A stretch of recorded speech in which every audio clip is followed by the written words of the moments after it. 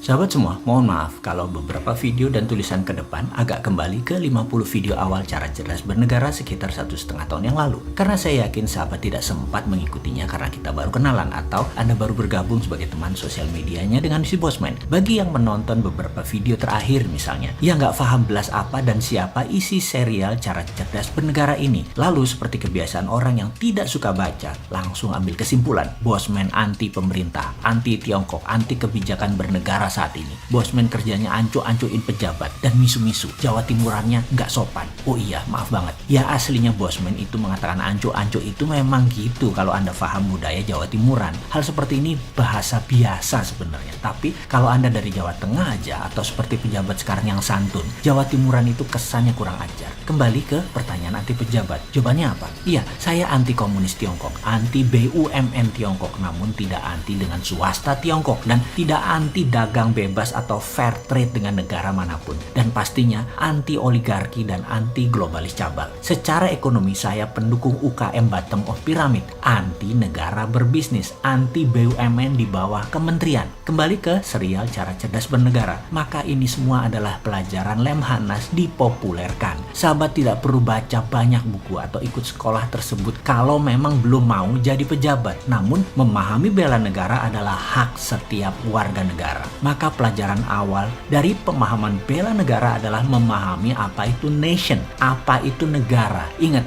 negara bukan pemerintah. Negara NKRI itu bukan milik pejabat atau seenaknya mengelola negara atas nama pemerintahan yang memenangi pemilu. Negara punya rakyat Indonesia. Negara bukan punya pemerintahan yang 5 tahunan berganti mengelola. Kita semua tahu bangsa Indonesia lahir terlebih dahulu sebelum negara NKRI berdiri, yaitu ketika Sumpah Pemuda tahun 1928. Barulah negara NKRI berdiri di tahun 1945.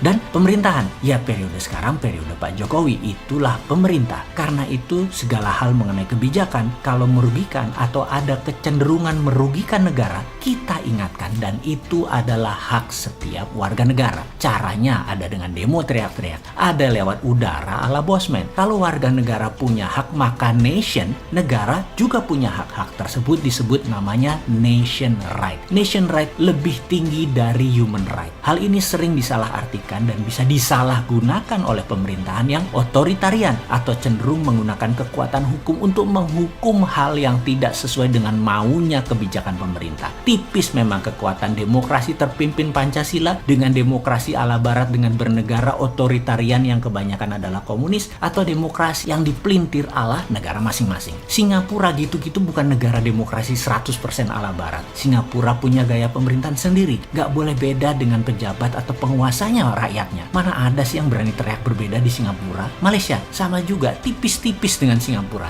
Sekali lagi, tidak ada yang sempurna negaranya, namun pemerintahan adalah kesepakatan-kesepakatan yang berlaku disepakati oleh pengelola negara masing-masing. Filipina karena Duterte-nya koboi, lain lagi kelola negaranya. Demokrasi ala Filipina ini seru. Apa-apa dibuat referendum. Misalnya Duterte tanya, narkoba boleh saya tembak di tempat nggak tuh? Referendum ternyata 80% setuju. Ya dia dor 15.000 orang lebih kasus narkoba. Dan bening sekarang tuh narkoba di Filipina. Apa itu melanggar HAM? Duterte bilang saya pegang mandat 80% suara referendum setuju. Sikat, mati aja lu kalau main-main dengan narkoba di Filipina. Negara komunis Vietnam, komunis Tiongkok, dan komunis Korea Utara. Beda lagi kelola negaranya. Namun cirinya satu, yaitu otoritarian. Saat ini entah bagaimana komunis di Indonesia pemahamannya tidak menakutkan lagi. Di sisi lain, komunis yang dipahami oposisi saat ini yang sering bengok-bengok di media dengan niat mendapatkan perhatian politik adalah masih komunisme ala Cold War, ala Perang Dingin. Jadi kasihan juga kalau banyak melihat mereka-mereka mendebatkan komunisme, apalagi pakai kata PKI. Komunisnya sudah mutan, ganti baju, dan lebih soft power. Pengkritik yang anti komunis masih lihat komunis seperti zaman Perang Dingin Soviet Amerika, pakai hard power. Beda pun, komunis sekarang soft, pakai merubah kebijakan negara yang mau ditarget atau pakai orang dalam tanda petik. Perangnya beda, mainnya lebih cantik mereka sekarang. Jangan teriak model tahun 60-70-an zaman James Bond, zaman Cold War. Beda sekarang komunisnya. Yang menjabat sekarang